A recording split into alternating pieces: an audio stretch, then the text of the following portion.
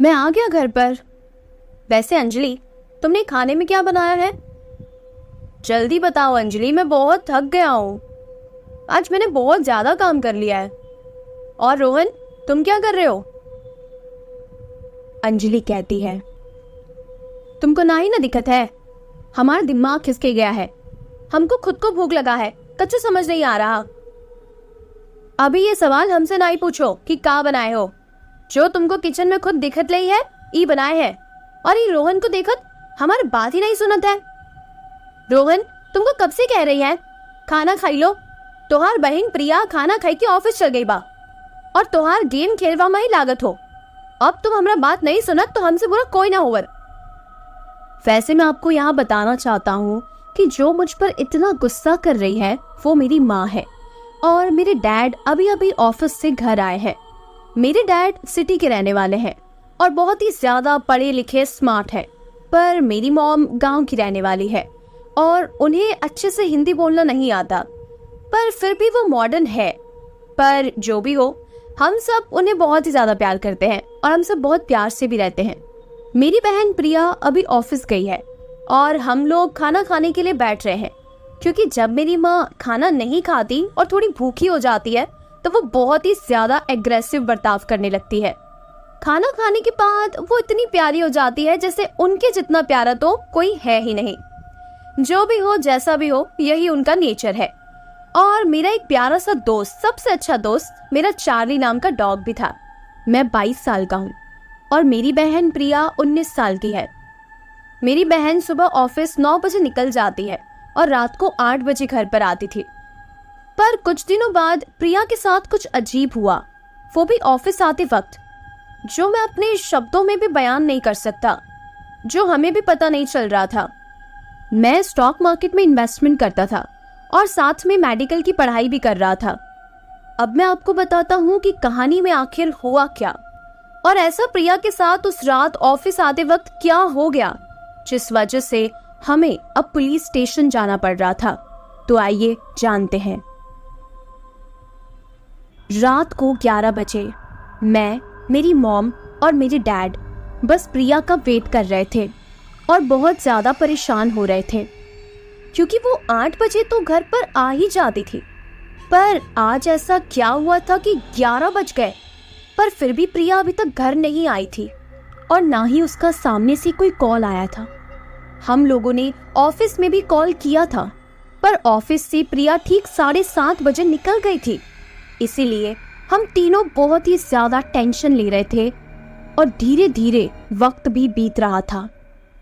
मैं अपनी बाइक लेकर बाहर देखने भी गया कि कहीं मेरी बहन मुझे नजर आ जाए, पर मुझे रास्ते पर भी वो कहीं पर भी नजर नहीं आ रही थी। आधे से 1 घंटे तक घूमने के बाद, ऑफिस भी जाने के बाद, जब मुझे प्रिया कहीं नजर नहीं आई तो मैं फिर से घर आ गया। अब तो रात के 12 बज चुके थे। मुझे अकेले ही घर आते देख मेरी मॉम जोर जोर से रोने लगी और कहने लगी, कहाँ रह गई हमारी बिटवा, हमको बहुत टेंशन आ रहा है।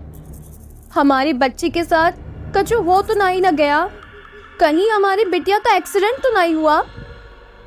तभी मेरे डैड मेरी मॉम को शांत करते हुए कहते हैं, हो सकता है कि वो रास्ता भटक गई हो, तुम टेंशन मत लो, आ जाएगी, थोड़ी देर और वेट करते हैं, और अगर नहीं आई तो पुलिस स्टेशन चलेंगे, तुम चिंता मत करो और ऐसे बुरे बुरे ख्यालों के बारे में मत सोचो। तभी मेरी मॉम ने फिर से गुस्से में कहा, तुम पगला गए हो का? रोज एक ही रास्ते से आती है प्रिया, फिर रास्ता कैसे भूल जाई? तुमको ना ही ना दिक्कत है, रात के 12 बज रहे हैं और अब भी तुम कह रहे हो कि प्रिया का वेट करते हैं। नहीं, हम अभी के अभी जाई है, पुलिस चौकी पे जाई है, हमको हमारी बच्ची चाहिए। तुम अभी हमारे साथ ही पुलिस स्टेशन चलो, नहीं तो हम जा रहे अकेले, और कही रही है कि तुम्हारी वजह से ही हमारी प्रिया गुम हुई है, तुमका तो हम जेल पहुंचावत रही। और ऐसा कहकर मेरी माँ फिर से रोने लगी। वैसे मैं आपको बता दूं कि गुस्से में, कंफ्यूजन में मेरी माँ कुछ भी बोलने लग जाती है।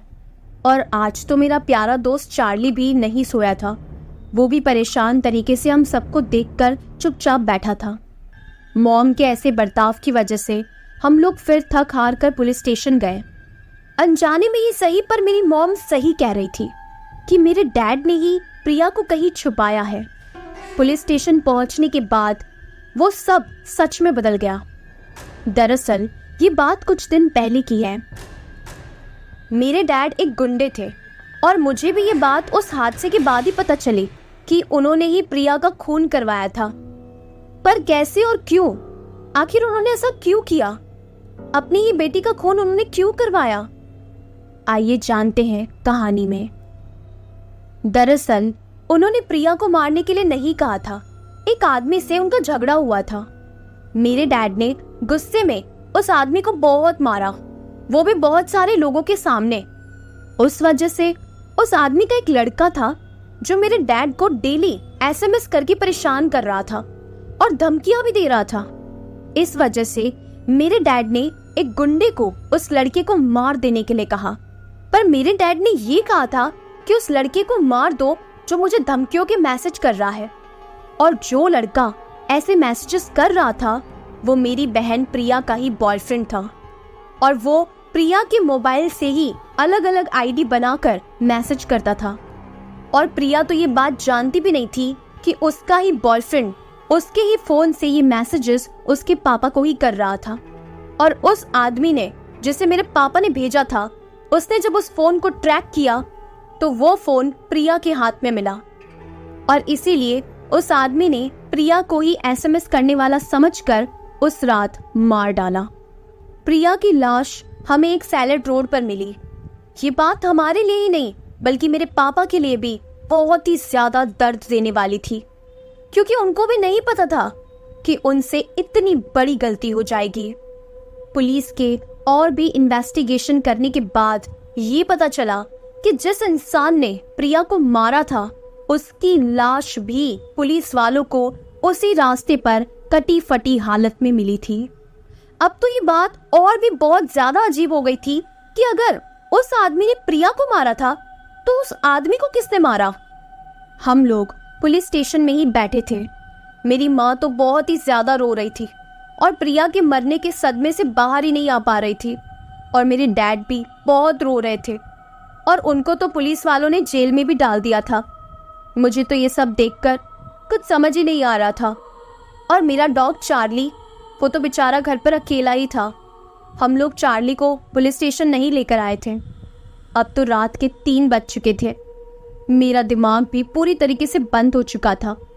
फिर मैं और मेरी माँ ऐसे ही बैठे थे।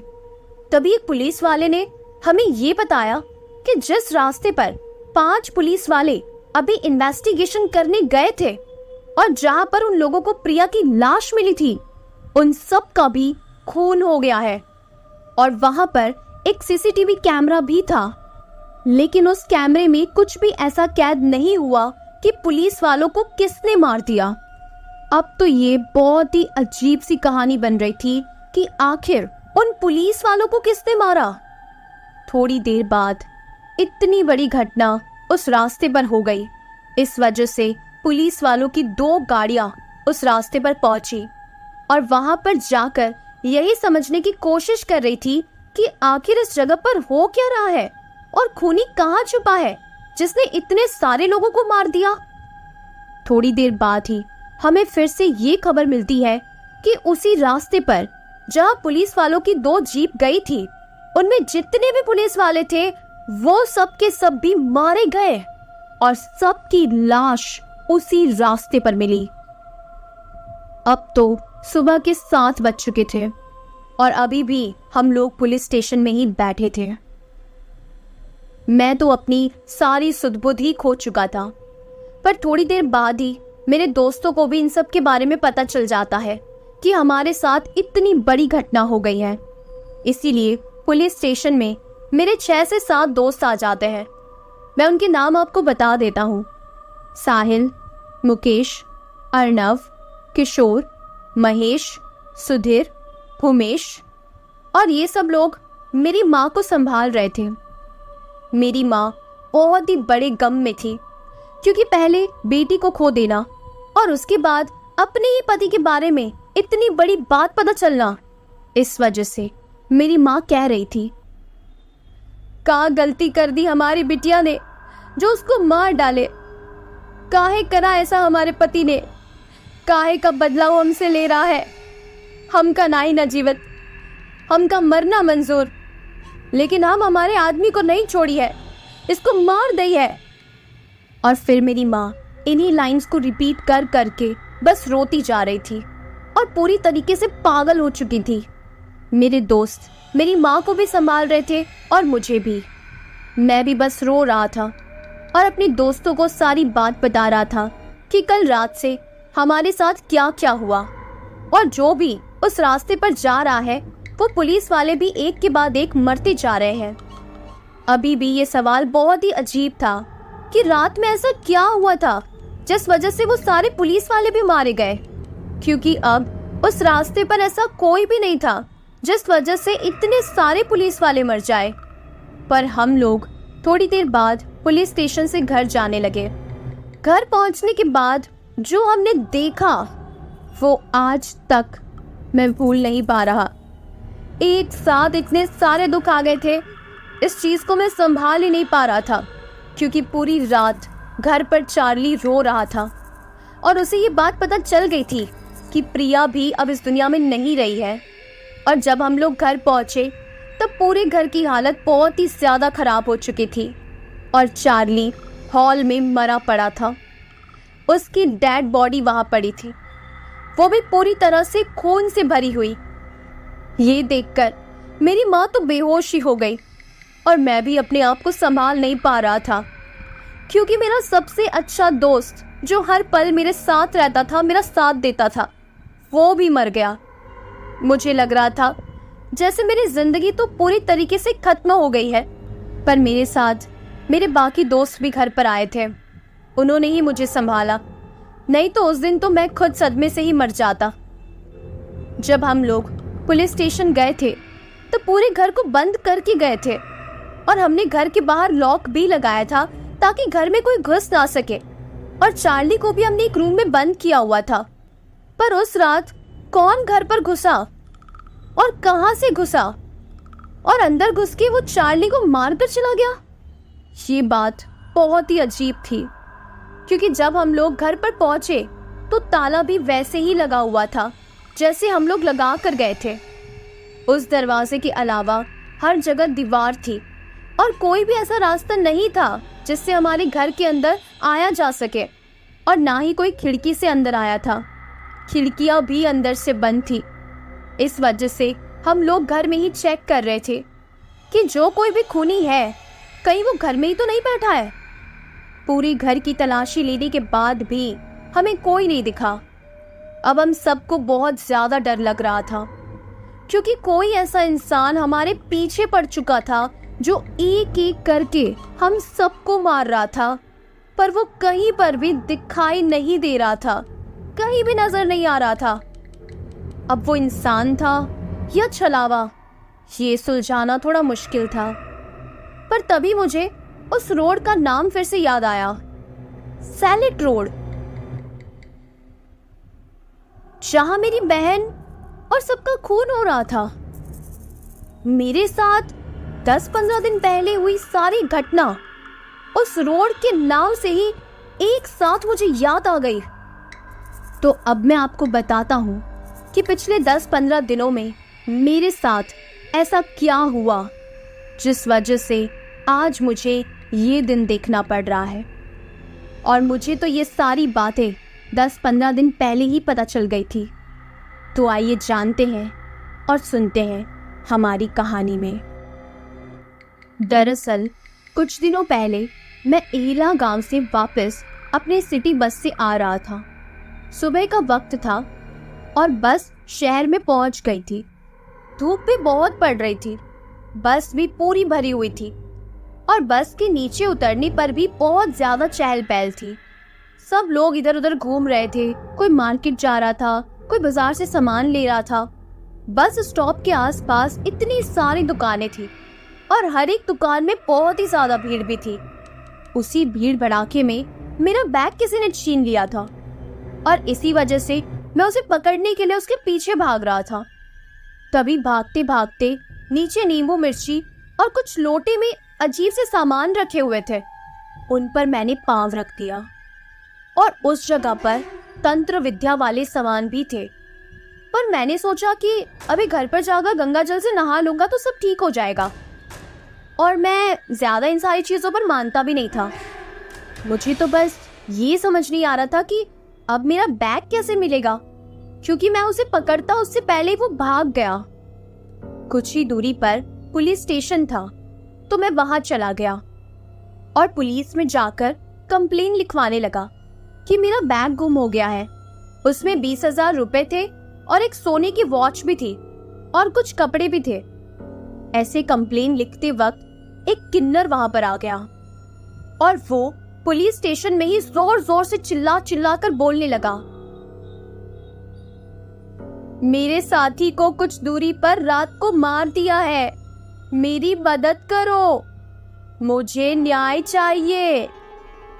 पर एक हवलदार ने उस किन्नर को पकड़कर बाहर फेंक दिया और कहा, यहाँ पर किन्नरों की जगह नहीं है, चली जाओ यहाँ से और वापस मत आना। मैं तो बस ये नजारा देख रहा था।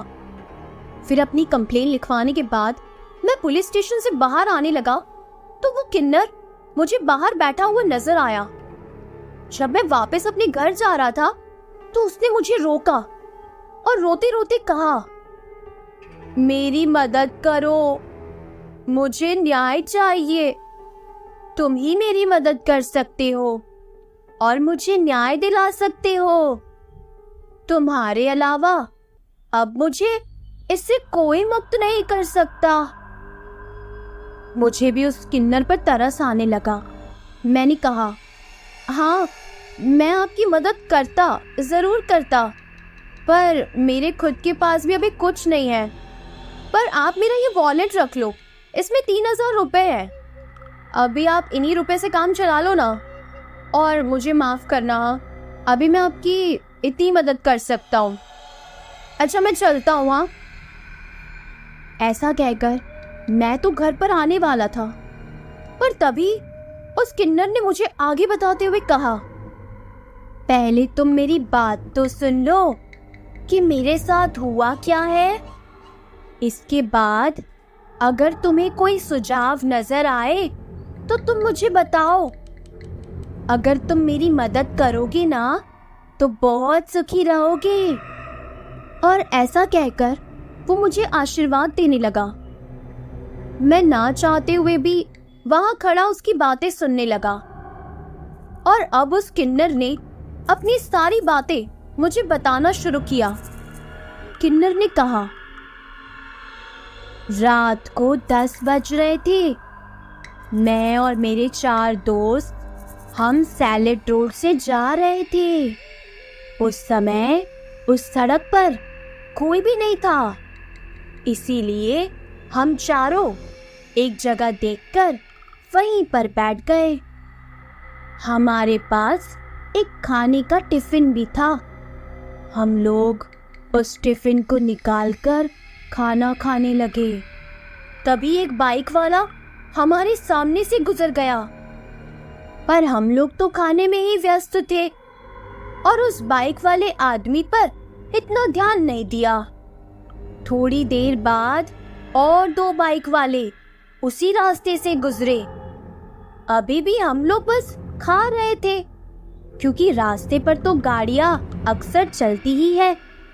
थोड़ी देर बाद अलग अलग 3 से 4 बाइक वाले फिर गए, और इस बार जो हम लोगों ने देखा वो बहुत ही अजीब था, क्योंकि वो बाइक वाले किसी कार वाले का वेट कर रहे थे जो इस रास्ते से गुजरे, क्योंकि वो बाइक वाले लुटेरे थे। जब उस रास्ते से 2 कार जा रही थी, तब उन बाइक वालों ने उन दोनों कार पर अंडे फेंके ताकि वो कार रुक जाए, और उन अंडों को साफ करने के लिए उन लोगों ने वाइपर ऑन कर दिया, जिस वजह से अंदर बैठे ड्राइवर को कुछ दिखाई नहीं दे रहा था। इसी मौके को देखकर उन बाइक वालों ने जबरदस्ती उनकी कार रोकी, और रोकने के बाद उनकी कार से उन्हें जबरदस्ती बाहर निकाला और गले पर चाकू रखकर उनसे पैसे मांगने लगे। उन दोनों कार में 2 फैमिलीज थी, साथ में कुछ औरतें, कुछ बच्चे भी थे, लड़कियां भी थी, 4-5 लड़के भी थे। उन लुटेरों ने औरतों के गले और कानों से गहने खींचे। हम लोग ये सब देख रहे थे। उनकी मदद करने के लिए, उन्हें बचाने के लिए हम उनके पास गए तो उन लोगों की गैंग ने मेरे साथी को मार डाला और साथ ही उन सारे कार वालों को भी मार दिया। और मुझे उसका न्याय चाहिए, इंसाफ चाहिए। ये पूरी घटना उस किन्नर के साथ हुई थी, इसलिए मुझे बहुत बुरा लगा। मैंने पूरी बात सुनने के बाद बस इतना ही कहा, हाँ ज़रूर, देखिए अगर मुझसे कुछ भी हो पाएगा ना तो मैं आपको ज़रूर न्याय दिलाऊंगा। ऐसा कहकर मैं तो वहाँ से घर की ओर निकल गया। पर पूरे रास्ते में मैं बस यही सोच रहा था कि उस किन्नर के साथ कितना गलत हुआ ना, और आखिर क्यों कुछ लोग इस तरीके को अपनाते हैं और लोगों को जान से मार देते हैं। ये कैसी बात है। मैं ये सब सोच ही रहा था और यही सोचते सोचते मैं अपने घर पर भी पहुंच गया। घर पहुंचने के बाद मुझे देखकर सब लोग बहुत खुश थे और मेरा प्यारा दोस्त चार्ली भी बहुत ही ज्यादा खुश था। उसके बाद मैंने अपने शूज उतारकर घर के अंदर ही रख दिए और उन्हीं शूज को पहनकर मैंने उस नींबू मिर्ची के ऊपर पैर भी रखा था, इसीलिए मैंने नहा धोकर गंगा जल भी छिड़क लिया। फिर खाना खाकर अपने दोस्तों के पास चला गया। तभी मुझे कॉल आया पुलिस स्टेशन से कि आपका बैग मिल गया है, तो आप पुलिस स्टेशन में बैग लेने के लिए आ जाइए। ये सुनकर मैं तो बहुत खुश हुआ और पुलिस स्टेशन अपना बैग लेने जा रहा था। मैं पुलिस स्टेशन पहुंचा और मैंने वहां से अपना बैग भी ले लिया। अब मैं वापस घर जा ही रहा था, तभी मुझे उस किन्नर की बात याद आ गई कि मुझे न्याय चाहिए। इसलिए मैंने पुलिस वालों से कहा, वो जो थोड़ी देर पहले किन्नर आई थी ना, उसकी कंप्लेन आप मेरे थ्रू लिख दो। अब वो हवलदार भी वहीं पर था, पर उन लोगों ने साफ साफ मना कर दिया कि कोई भी किन्नर अभी यहाँ पर आई नहीं थी और ऐसा कुछ तो हुआ ही नहीं था, तुम किसकी बात कर रहे हो। और हाँ, बिना सबूत के हम किसी की भी कंप्लेन नहीं लिखते हैं। अगर तुम्हें सच में लगता है कि कोई किन्नर आई थी तो उसे यहाँ पर लेकर आओ। अब मैं बहुत ही कंफ्यूज था, क्योंकि थोड़ी देर पहले तो वो किन्नर मेरे साथ कंप्लेन लिखवाने आई थी, पर ये पुलिस वाले तो बोल रहे हैं कि ऐसा कोई यहाँ पर आया ही नहीं था। अब मैं बहुत डर गया। मैं चुपचाप घर जाने के लिए टैक्सी रोक रहा था। तभी पुलिस स्टेशन के बाहर एक किन्नर बैठी थी और वो वही थी जिससे अभी थोड़ी देर पहले मैंने बात की थी। मैंने उसे देखा और मेरे सामने ही वो गायब हो गई। ये देखकर मेरे तो होश ही उड़ गए। इसीलिए मैं फटाफट घर जाकर अपने दोस्तों के पास चला गया। वहां पर हम लोग बातें कर रहे थे और मैं उन लोगों को ये सारी बात बताने ही वाला था, पर तभी मेरा एक दोस्त मुकेश 2 साल पहले का एक न्यूज़पेपर पढ़ रहा था कि एक रात 4 किन्नर को सैलेड रोड पर मार डाला और साथ में 2 कार वालों को भी मार डाला, वो भी 7 बाइक वालों ने। जब उन 7 बाइक वालों को ढूंढा गया तो उनकी लाश जंगल के पास कटी फटी मिली। और ऐसा पढ़कर मेरा दोस्त मुकेश कहने लगा, यार कैसे लुटेरे हैं, अगर चोरी ही करनी है तो अच्छे से करो ना।